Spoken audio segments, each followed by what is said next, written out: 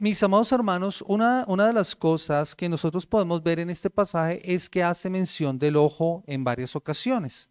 Y eso me llevó a considerar que una de las partes más importantes del cuerpo y más sensibles y más complejas que hay es precisamente el ojo.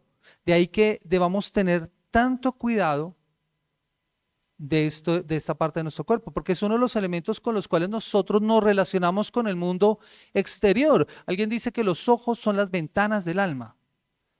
Es la forma en la que nosotros nos podemos relacionar. Mucha de la información que nosotros recibimos del mundo exterior es precisamente filtrada o recibida a través de los ojos. Por eso el cuidado de estos es muy importante. Tanto es así que una pequeña arena puede rayar la córnea. Y esos pequeños rasguños en la córnea, aunque se pueden curar solos, pueden ser también muy delicados. Los rasguños más profundos u otro tipo de lesiones pueden causar cicatrices en la córnea y problemas de visión, como dolor, visión borrosa, la sensación arenosa en el ojo, lagrimeo, enrojecimiento, sensibilidad a la luz, dolor de cabeza, entre otros aspectos. Las partículas que viajan a gran velocidad y que llegan hasta el ojo pueden resultar incrustadas en la superficie del mismo, lastimándolo. Por eso una de las formas de prevenir esto es, si usted hace labores manuales o implica herramientas que generen chispas o esquirlas, pues la recomendación es usar todos los elementos de protección para evitar este tipo de daños, ¿cierto? Pero cuando se presentan estos casos en donde el ojo es lastimado, se debe extraer el elemento de la manera más cuidadosa y por personas que estén calificadas para esto. No como lo decía Mari, que cuando uno no ve la pestañita ahí en el ojo, entonces uno sopla y sopla y sopla y lo que puede estar haciendo es un daño peor. De más está decir que para poder hacer este tipo de operaciones, para poder sacar estos elementos del ojo que están haciendo daño, la persona que está haciendo esto debe contar con una buena visión, porque si no, puede afectar más a la persona. Si alguna vez usted ha experimentado el que una arena, una mota o una astilla caiga en su ojo, sabe a lo que estoy haciendo referencia, la molestia y el dolor que esto puede causar, pero también el alivio que se siente cuando este objeto es retirado del ojo. Jesús usa esta experiencia común para ilustrar el tema del cual estamos hablando en esta mañana. La semana pasada nosotros estuvimos considerando el tema de juzgar. En los versículos 7, en el capítulo 7, versículo 1 y versículo 2 nos decía: no juzguéis para que no seáis juzgados, porque con el juicio con que juzgáis seréis juzgados, y con la medida con que medís os será medido. Eso fue lo que nosotros estuvimos considerando. No podíamos juzgar a otros sin considerar primero el evaluarnos a nosotros, y los discípulos tenían que entrar a discernir apropiadamente y de manera imparcial. Recuerdan, no hablábamos acerca de no teníamos que tomar el lugar de jueces, de asumir el papel de Dios, sino que tenemos que considerarnos a nosotros mismos. El tema de discernir lo bueno y lo malo en los demás toma aquí en este pasaje una forma un poco irónica y cómica. O sea, la intención de Jesús es asombrar a las personas con el ejemplo que está dando. Intenta impresionar a sus discípulos y llevarlos a la reflexión. Porque una astilla en el ojo de una persona versus una viga en el ojo propio era algo que nunca jamás se habría considerado. Esta imagen puede ser tomada precisamente de un taller de carpintería, pero con la aplicación obvia para los discípulos. Creo que Jesús seguramente vio lo que podía pasar cuando a una persona le caía una astilla en el ojo, siendo él de oficio carpintero. Así que mi objetivo en esta mañana, a la luz de este pasaje, es comprender cómo debemos evaluarnos con honestidad antes de atender las faltas de los demás, sin caer en el error de no considerar las faltas de los otros como para no tratarlas. Este sermón por eso lleva por título La verdadera cirugía de ojos. Y tiene una clara división en dos partes, que son precisamente los dos puntos de este sermón. Y el primero de ellos se encuentra en los versículos del 3 al 5 y que yo he titulado La necesidad de la autoevaluación. Acompáñenme nuevamente a Mateo capítulo 7, versículo 3 al versículo 5. Escuchen lo que dice la palabra del Señor. ¿Por qué miras la paja que está en el ojo de tu hermano y no echas de ver la viga que está en tu propio ojo? ¿O cómo dirás a tu hermano, déjame sacar la paja de tu ojo y aquí la viga en el ojo tuyo? Hipócrita, saca primero la viga de tu propio ojo y entonces verás bien para sacar la paja del ojo de tu hermano. Jesús usa esta hipérbole, esta exageración algo cómica, que de seguro habría causado risas en las personas, en los oyentes que estaban escuchando esto, y lo que busca es generar un contraste para señalar su punto. Con una pregunta irónica, los oyentes entenderían. Una paja o una mota se refiere a una diminuta mota de polvo, arena en el ojo. No tanto, perdón, no se refiere tanto a eso como una pequeña mota o una pestaña, como lo señalaba Mari, sino era tal vez una pequeña pajita o ramita que se podía colocar en el ojo, una astilla. Aunque fuera pequeña, en comparación con la viga, no es algo insignificante. No es algo que se va a dejar en el ojo de la persona. Es por eso que la Nueva Traducción Viviente traduce mejor esta porción así. ¿Por qué te preocupas por la astilla en el ojo de tu amigo cuando tú tienes un tronco en el tuyo? Entonces Jesús está señalando un asunto allí. Esa paja está en el ojo de tu compañero, de tu hermano en este caso. Eso señala que no es correcto decirle a la otra persona en tal condición que le podrás ayudar si tú te encuentras imposibilitado por algo que obstruye tu visión. Versículo 4. ¿Cómo dirás a tu hermano, déjame sacar la paja de tu ojo y aquí la viga en el ojo tuyo? Lo que se está señalando es una pregunta y es el tema de la enseñanza. Y que para que nosotros lo podamos comprender, lo que Jesús está diciendo es: ¿por qué te fijas en lo malo que hacen otros y no te das cuenta de las muchas cosas malas que haces tú? Es como si te fijaras en el ojo del otro y que en ese ojo hay una basurita y no te dieras cuenta que en tu ojo hay una viga. La palabra viga aquí debe ser entendida como esos troncos donde se colocan las planchas en las casas. ¿Han visto ustedes esas cabañas en donde los techos son sostenidos por troncos? Ese es el tronco al que hace referencia Jesús, aquellas que están sosteniendo el techo. Así que la comparación y el contraste es bastante lógico. Tú no tienes un tronco en el ojo que te impide ver con claridad la paja de tu compañero que tú además estás intentando sacar. Todo lo anterior entonces tiene un significado mucho más profundo. La crítica de aquel que juzga la situación de otra persona está mal si no se considera a la luz de la condición propia. O sea, el señalar en el error en otro sin darte cuenta de tu condición está mal. Es un insignificante problema lo que él tiene comparado con el tuyo. Claro que no desconoce la situación de la otra persona, o sea, el pasaje no nos está llevando a que nosotros no consideremos la situación de la otra persona. Ella tiene una dificultad y no es una dificultad pequeña, es una afectación a su ojo, es una rama que la está lastimando, pero el asunto es que el pecado del que critica es mucho mayor al pecado de la persona que se está criticando. Jesús les dice a sus oyentes que están imposibilitados espiritualmente para ayudar al otro, pues tienen seriamente afectada su visión al no poder ver el tronco que sale de su ojo, al no darse cuenta de sus errores. Jesús por eso llama la atención a sus discípulos para que hagan la autoevaluación correspondiente. Miren lo que dice el versículo: y no echas de ver la paja, la viga que está en el tuyo, versículo 3, y no echas de ver la viga que está en tu propio ojo.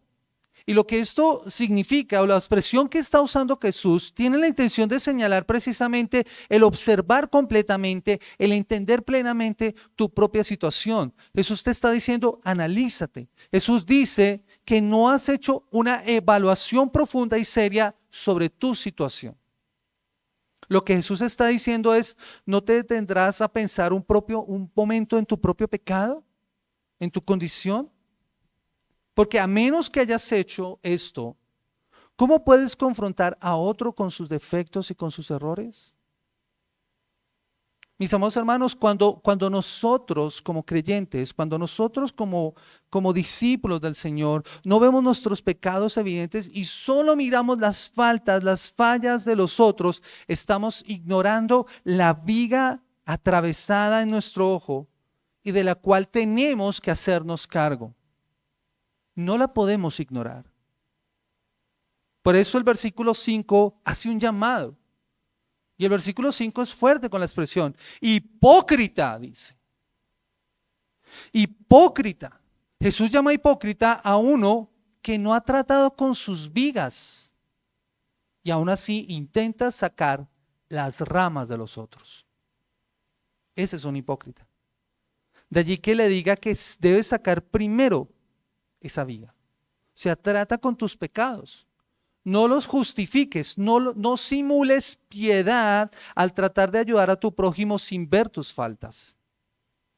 El verdadero problema del hipócrita es querer realizar obras externas de justicia que ocultan su propia corrupción interior.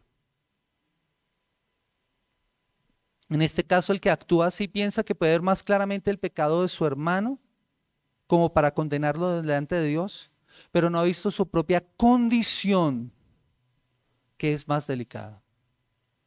¿Por qué qué es más delicado? ¿La pajita, la ramita que tiene el otro o la viga que está en tu propio ojo? La hipocresía aquí es peor porque en el aparente acto de bondad de tratar de limpiar el ojo del otro, ven eso como un medio para tratar de minimizar su propio pecado, pero también para hacer crecer su ego. Eso es lo que Jesús está señalando en esta porción. Tú te estás colocando en una posición que no te corresponde porque no estás preparado para ello. Y eso es una fatal tendencia, es el tratar de exagerar las faltas de los demás para reducir la gravedad de tus propias faltas.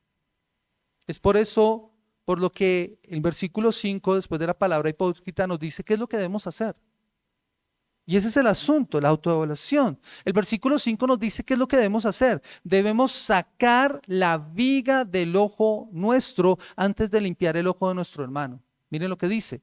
Dice, saca primero la viga de tu propio ojo y entonces, solo entonces, verás bien para sacar la paja del ojo de tu hermano.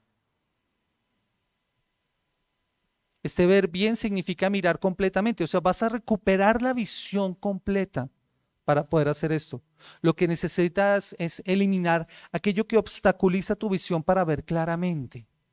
Y eso se puede ver como la necesidad de confesión, de arrepentimiento, la necesidad de una autoevaluación sincera de tu condición delante de Dios. Esto es un acto de humildad. Lo que Jesús nos está pidiendo es que tengamos la humildad de reconocer nuestras faltas, de no considerarnos superiores a nuestro prójimo, a nuestro hermano, sino considerar nuestra propia condición y de vernos necesitados. Así que deberíamos preguntarnos en este caso, ¿qué pecado deberíamos confesar delante de Dios? ¿Cuál es la viga en nuestro ojo? ¿Cuáles son nuestras vigas? Porque la arrogancia moral que nos hace creer que somos superiores a otros, ese espíritu hipercrítico del cual estuvimos hablando la semana pasada, el orgullo y otros pecados nos impiden ver con claridad a nuestro hermano como para poder ayudarle. Tristemente, mis amados hermanos, en muchas ocasiones eso es lo que enseña la religiosidad. La religiosidad te enseña a ti que tú eres superior a tu hermano por tus actitudes, por tus comportamientos. Si tú oras más, entonces tú eres más espiritual. Si tú ayunas más, si tú haces ciertas prácticas, entonces eres más espiritual y entonces puedes corregir al otro. No. Por el contrario, mis prácticas espirituales me deben hacer a mí más humilde para poder ayudar al otro. Porque en esa condición, cuando yo me doy cuenta a través de esas prácticas espirituales de mi condición, me doy cuenta de mis vigas, eso me ayuda a ver a mi prójimo de otra manera diferente. Ahí es cuando yo estoy tratando con las vigas que tengo en mi interior. Así que considérate a ti mismo y haz la correcta autoevaluación. Cuando somos conscientes de nuestras faltas y lo inmerecedores que somos de la gracia recibida, trataremos con misericordia y con compasión a los demás. Jesús confronta por eso a sus seguidores a que se examinen con humildad, para que cobren conciencia de sus propias faltas, para que se arrepientan de ellas y solo así estarán listos para ver claramente y en la posición de poder ayudar a otros. Eso es lo que Jesús está diciendo. Pero este pasaje no implica que yo no tenga una responsabilidad para con mi hermano. Lo primero que me recuerda es que yo debo limpiar mi ojo, pues mi problema es mucho mayor que el de mi hermano, pero mi deber es después de eso ayudar a mi hermano. Nuestro deber, como dice un autor, es primero quitar la viga de nuestro ojo para que entonces con toda la claridad de la visión podamos sacar la paja del ojo de nuestro hermano. Que Jesús me está diciendo lo que yo debo hacer, el proceso correcto. Sin tratar con mis faltas, yo no puedo ayudar a otro. Lo que yo tengo que hacer es tratar con mi falta, tratar con mi condición. La realidad, mis amados hermanos, es que nunca estaremos completamente bien y sin pecado, sin faltas. Porque todos los días fallamos y nuestros pecados son grandes. Esas vigas son recurrentes, están allí. ¿Qué es lo que debemos hacer? Es precisamente la humildad de considerar mi condición lo que nos debe caracterizar a nosotros. De verme, que mi falta y mi pecado es mayor al de mi hermano, antes de poderlo juzgar. Porque tal vez muchos de nosotros podríamos estar pensando, yo aún tengo tantas vigas en mi vida, en mis ojos, no voy a poder corregir nunca a mi hermano. Jesús no dice eso. Lo que dice es que yo debo reconocer con humildad mis propias faltas, mis propias fallas, mis grandes fallas, y entonces voy a poder ver con claridad a mi hermano y para poderle ayudar. Es como dice un autor, somos personas necesitadas de gracia ayudando a personas necesitadas de gracia. Yo necesito entender eso en mi vida. Primero tengo que reconocer mis propias faltas, la necesidad de gracia sobre mi vida para poder considerar al otro. El gran problema, mis amados hermanos, es que en muchas ocasiones nosotros no actuamos así. Señalamos el pecado del otro, pero no hemos trabajado con nuestro propio pecado. Por eso nuestra responsabilidad como comunidad es que estamos llamados a ayudarnos unos a otros a sacar la astilla del pecado de nuestras vidas, pero para eso se requiere que tengamos una profunda humildad dentro de nosotros y que seamos libres de todo orgullo espiritual de juzgar al otro. Cuando vemos una falla en el otro, yo debo considerarme a mí mismo. ¿Recuerdan Gálatas capítulo 6, versículo 1? No debemos realizar, y esto nos debe llevar a considerar esto, no realizar una corrección por temor no es en realidad amar. Porque ese podría ser el otro error. Como no he trabajado con mis faltas, entonces no puedo trabajar al otro.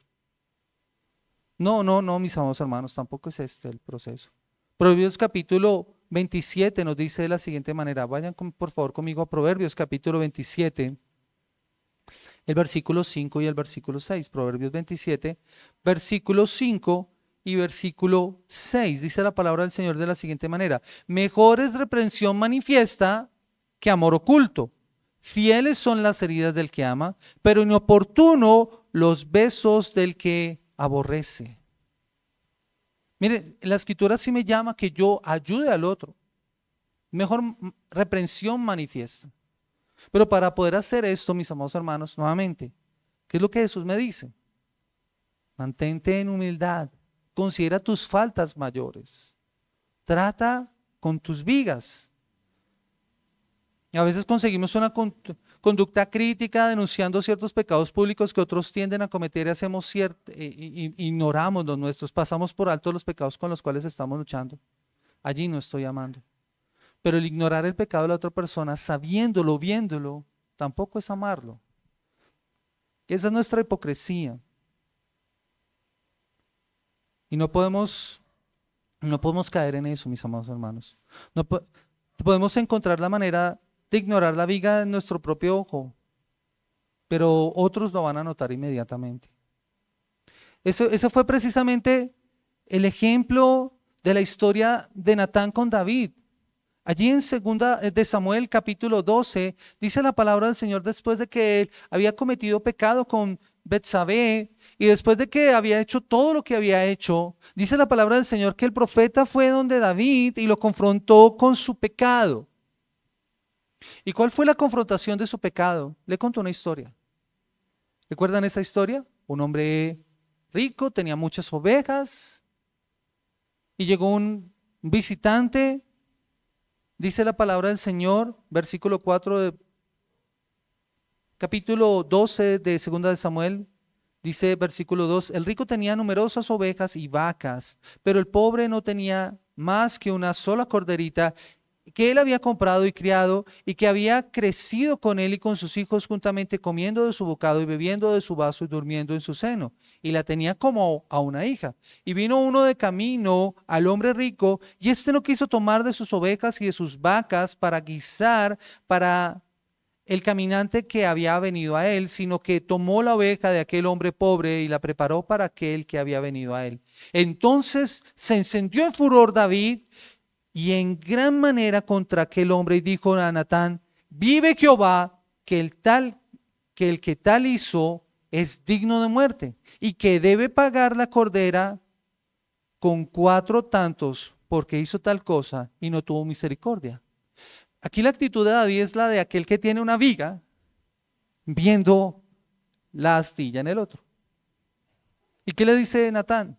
Entonces dijo Natán a David, tú eres aquel hombre, así ha dicho Jehová, Dios de Israel, yo te ungí por rey sobre Israel y te libré de la mano de Saúl, y le sigue reprendiendo con eso.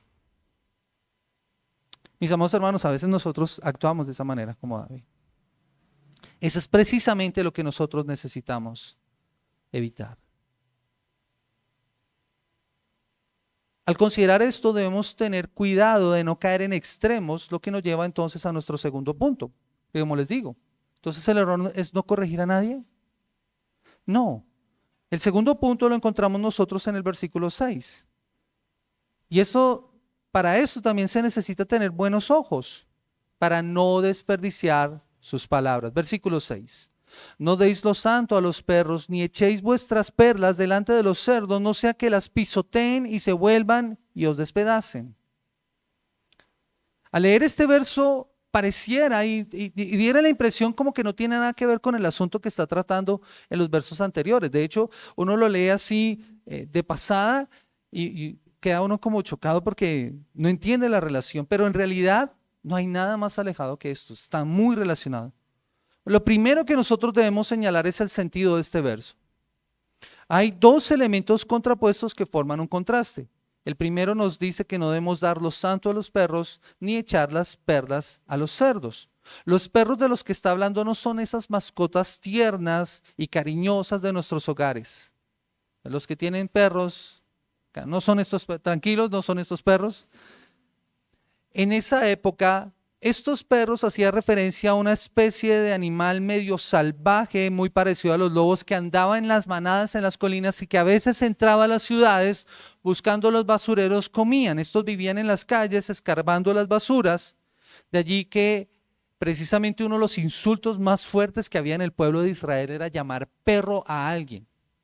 Era tratarlo, era el peor insulto, y ese era reservado precisamente a las personas que no pertenecían al pueblo de Israel.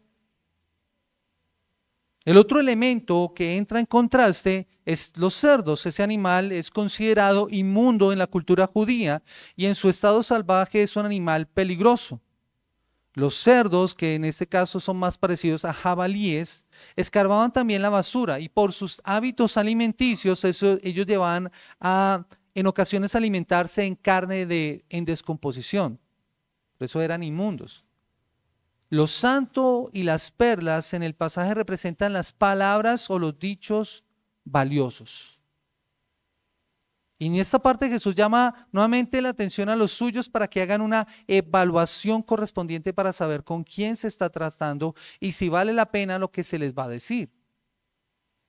Porque uno de los riesgos más grandes en los que podemos caer es en no juzgar, y este verso nos sirve para equilibrar eso.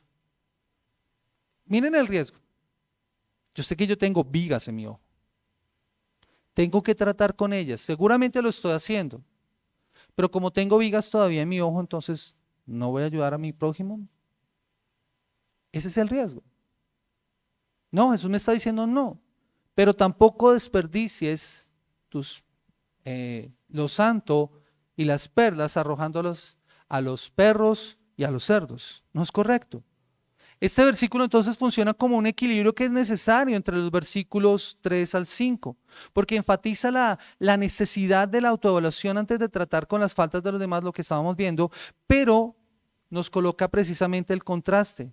Porque si bien los discípulos siempre deben ser cuidadosos al evaluar los demás, no deberían relajarse demasiado ni perder todo lo que se usa para tratar con estos asuntos sagrados y los problemas y las faltas del prójimo. Aquí Jesús aborda el problema de aceptar ingenuamente a las personas sin discernir el verdadero fondo. Hay que hacer una evaluación también. Es necesario un apropiado discernimiento entre el bien y el mal, entre lo bueno y lo malo, para no desperdiciar aquello que estás dando. Miren, mis amados hermanos, a veces habrá personas a las cuales nosotros vamos a corregir porque hemos visto una falta y lo hacemos con toda la condición correcta, con la humildad correcta, pero las personas no van a querer escuchar. ¿Debo yo insistir hasta que esa persona me escuche? Llega un momento en donde uno tiene que tomar una decisión. ¿Voy a seguir perdiendo el tiempo con una persona? Y eso pasa en muchas ocasiones también cuando yo estoy compartiendo el evangelio. Muchas veces nuestra falta de compartir el evangelio es por temor. Claro, tenemos faltas, ¿quién yo soy para juzgar?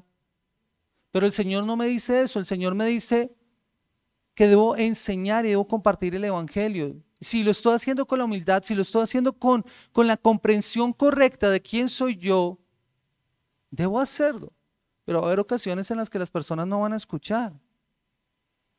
Y lo cierto, mis amados hermanos, es que Jesús utiliza aquí la incapacidad de los cerdos y de los perros para reconocer el valor de las perlas, para ilustrar la imprudencia de compartir a veces nuestros valores espirituales con los que no tienen ningún aprecio por estos.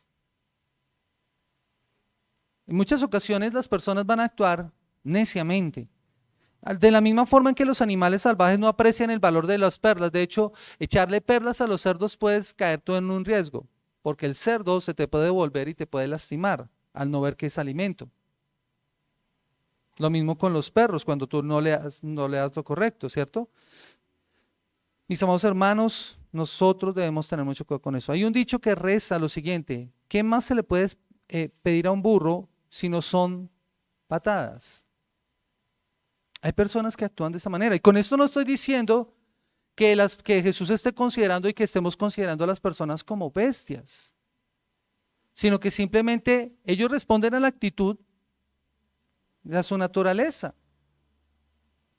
Sus actitudes demuestran que son enemigos del reino de los cielos. Y en ese sentido, los discípulos deben evitar el riesgo de que el mensaje se pierda, o que sea ridiculizado, o que no sea valorado. Mateo capítulo 18 es un muy buen ejemplo de esto, de cómo tratar con una persona. Vayan conmigo a Mateo capítulo 18, por favor. Versículo 15.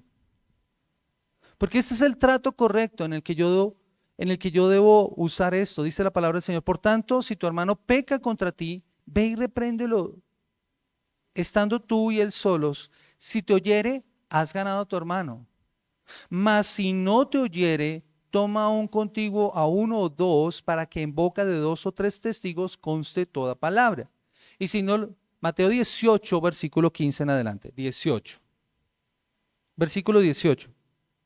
De cierto, dice versículo 17, si no los oyere a ellos, dilo a la iglesia, y si no oyere a la iglesia, tenlo por gentil y por publicano. ¿Ven? Habrá personas a las que uno le hace una reprensión, una amonestación de la forma correcta, y habrá personas que escucharán y habrá personas que no lo harán. Debo ser consciente de esa realidad. Y dice aquí: tenlo por gentil y por publicano. Jesús no me está diciendo acá que lo deseche totalmente. ¿Sabes lo que significa esto? Esta persona necesita el evangelio. Necesita escuchar el mensaje de salvación nuevamente. De hecho, mis amados hermanos, Proverbios capítulo 9 nos dice también cómo debe ser nuestra actitud en ciertas circunstancias ante esto. Proverbios capítulo 9, versículo 7 al versículo 12. Dice la palabra del Señor. Proverbios 9, 7 al 12. Dice: el que corrige al escarnecedor se acarrea afrenta, El que reprende al impío se atrae mancha. No reprendas al escarnecedor para que no te aborrezca. Corrige al sabio y te amará. Da al sabio y será más sabio. Enseña al justo y aumentará el saber. El temor de Jehová es el principio de la sabiduría, el conocimiento del Santísimo es la inteligencia.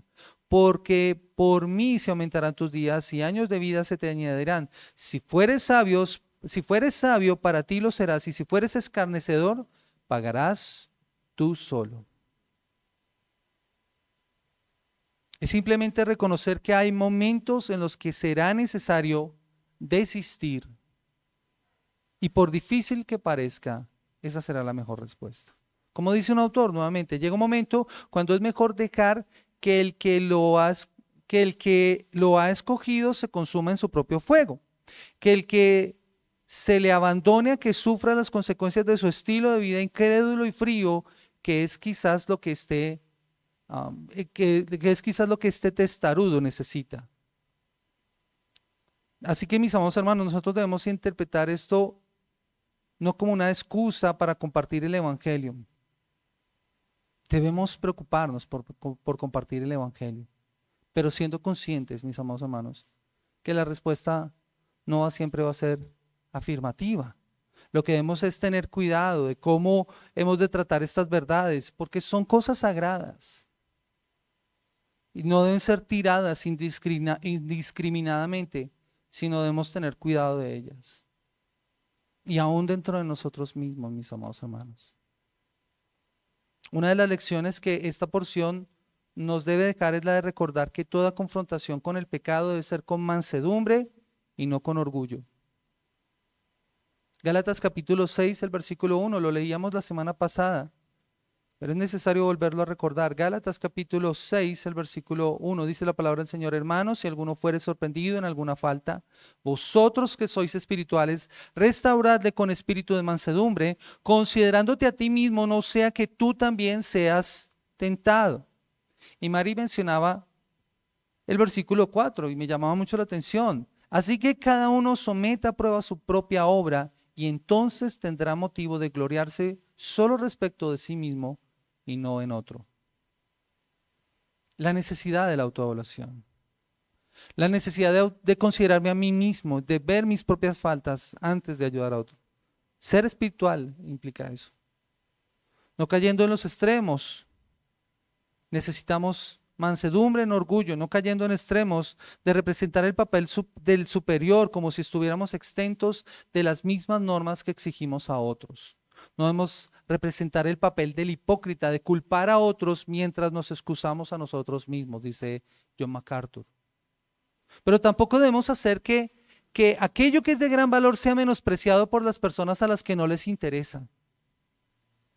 Hay personas a las que simplemente les gusta la motica que tiene en el ojo y no la quieren tratar. Y en este caso no estamos condenando, sino que más bien debemos reconocer que esa persona ya ha tomado su decisión.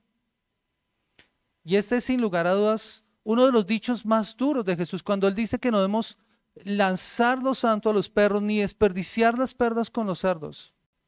Ese es uno de los dichos más duros del Señor, pero nosotros debemos tomar en serio la palabra del Señor y entender que este es un mandato y hacer todo lo posible por obedecerlo, porque esa es la voluntad del Señor.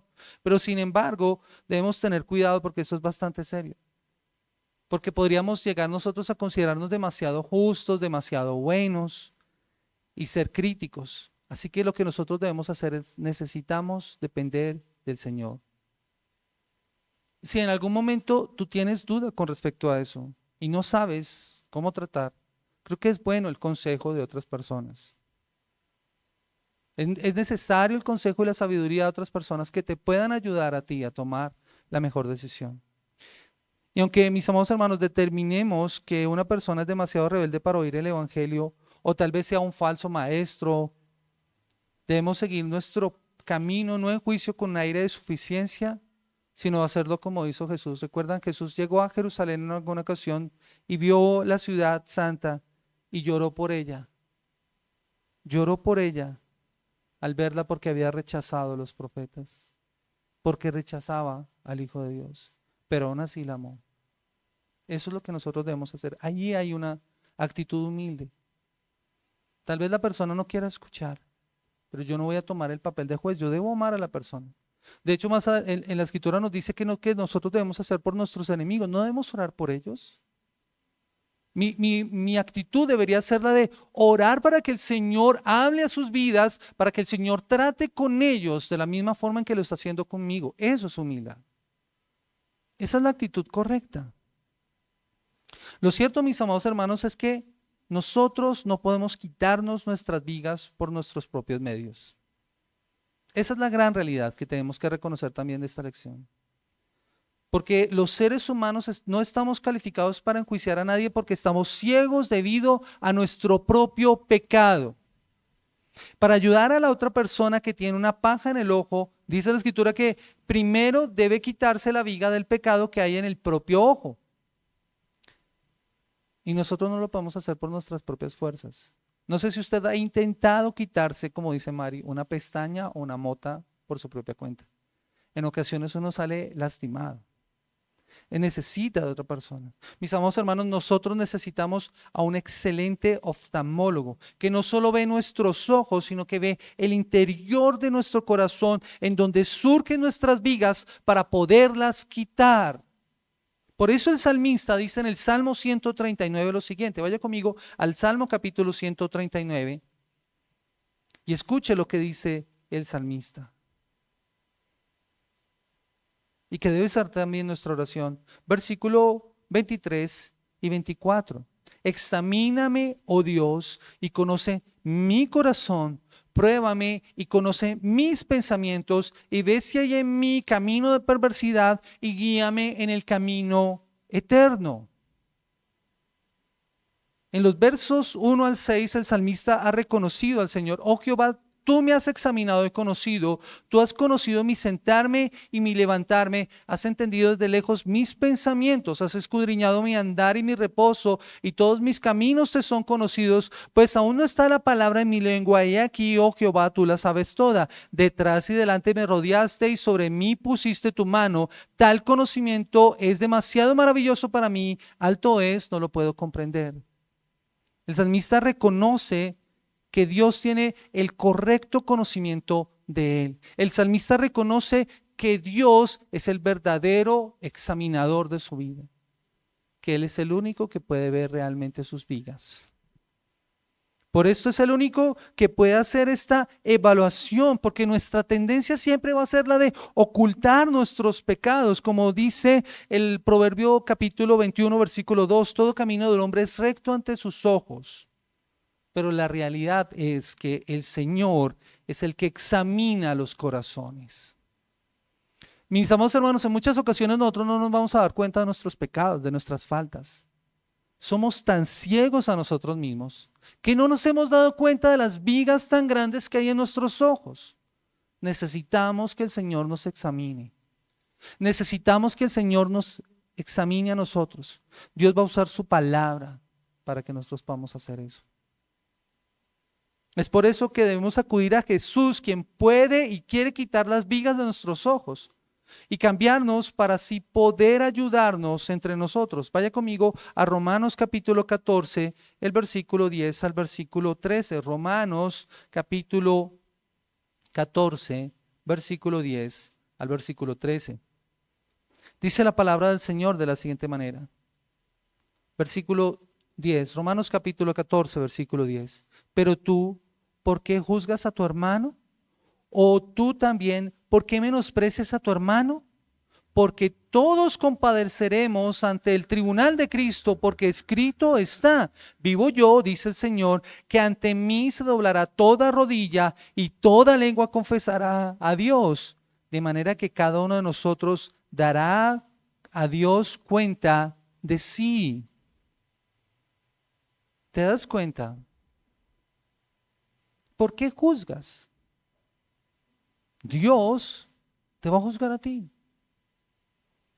Y eso nos lleva a nosotros a considerarnos seriamente. Todos vamos a presentarnos, dice la palabra del Señor. Vivo yo, dice el Señor, que ante mí se doblará toda rodilla y toda lengua confesará a Dios. De los versículos que estamos hablando, el planteamiento básico es que Jesús murió y resucitó. Versículo 9 dice, porque Cristo para esto murió y resucitó y volvió a vivir para ser Señor así de los muertos como de los que viven, para que entre nosotros podamos ser hermanos. Así que la pregunta que debe surgir acá es, ¿cómo podemos rechazar, burlarnos, juzgar a un hermano por el que el Señor murió? ¿Cómo podemos actuar de esa manera? ¿Cómo podemos ponernos en el lugar de juicio que le pertenece a Dios cuando nosotros también vamos a estar allí delante del Señor? Cuando nosotros vamos a estar de pie delante de Él. Por eso el llamado que este pasaje nos hace es a considerar nuestra propia conducta de la manera que nosotros vamos a dar cuenta al Señor. Debemos considerar nuestra conducta antes, en vez de enfocarnos en la conducta de los demás. Versículo 13, así que ya no nos juzguemos más los unos a los otros, sino más bien decidid no poner tropiezo o ocasión de caer al hermano. Tenemos que aceptar y amar a cualquiera que el Señor haya aceptado en el Evangelio. No debemos condenar a nadie para quien ahora no hay condenación en el Evangelio. Debemos asegurarnos de que nuestras conciencias funcionen de acuerdo al Evangelio que hemos recibido, de acuerdo a la gracia que nos ha afectado. Por eso es que el Evangelio que nos salva es el Evangelio que también nos permite vivir la vida cristiana. Si tú has recibido la salvación por gracia, si tus pecados han sido perdonados, tú tienes que mirar con misericordia también al otro. Debemos asegurarnos que estemos viviendo según el Evangelio, por medio del cual Cristo nos perdonó y sigue tratando con nosotros. Él, mis amados hermanos, es el buen oftalmólogo. Él sigue tratando con nuestras vigas hasta el momento en que Él vuelva. Necesitamos de su ayuda. Necesitamos de su ayuda. Si tú en esta mañana te percatas que hay vigas en tu vida que no te están permitiendo ver con claridad a tu hermano, ora al Señor y pídele que te ayude. Solo así entonces podrás tratar con la paja de tu hermano. Que el Señor nos ayude en esta mañana. Yo quiero invitarles a que oremos al Señor. Soberano Señor Dios, Padre, nuevamente gracias por esta mañana y por la oportunidad que tú nos das de poder considerar tu palabra. Señor, y a la luz de lo que hemos estudiado, debemos darnos cuenta de nuestra condición, Señor. Padre, perdónanos si no hemos tratado con las vigas, con las faltas, las fallas y los pecados tan grandes que hay en nuestra vida, y en nuestra arrogancia hemos intentado ayudar a otro, y lo que esto ha dado como resultado es el lastimarlo y herirlo, Señor. O perdona, Señor, nuestro pecado y nuestra falta. Perdona, Señor, si no hemos sido conscientes del perdón que hemos recibido en ti y de la misericordia que debemos extender en ti, Señor. Y te pedimos, Padre, que tú nos ayudes para poder tratar con nuestra vida y con nuestras faltas, Señor, para poder ayudarnos entre nosotros. Oh Señor, pero también danos sabiduría y danos discernimiento para que, si se da el caso, Señor, no perdamos, Señor, lo santo y las perlas con aquellas personas que no las van a valorar. Señor, ten misericordia y ayúdanos, Padre. Nuestra oración por aquellas personas es que tú abras sus ojos, los ojos de su entendimiento, para que puedan ver con claridad, Señor, y que puedan escuchar el mensaje, que de esa manera puedan ser tratados por ti, Dios. Gracias. Gracias porque sabemos que tú quieres hacer una operación en nuestras vidas, transformándonos desde nuestro interior, Señor, porque tú conoces nuestro corazón. Conoces nuestro sentarnos y nuestro levantarnos, Señor. Tú nos has examinado, Señor, y nuestra oración en esta mañana es: examínanos, oh Dios, y pruébanos y ve si en nosotros hay camino de perversidad y límpianos, Señor. Ese es nuestro ruego, esa es nuestra oración, Señor. Como iglesia te pedimos, Padre, que nos ayudes a ver, Señor, nuestros errores, Padre, y trates con ellos, Señor, para que nosotros con misericordia podamos tratar a otras personas que también necesitan de tu gracia y de tu favor.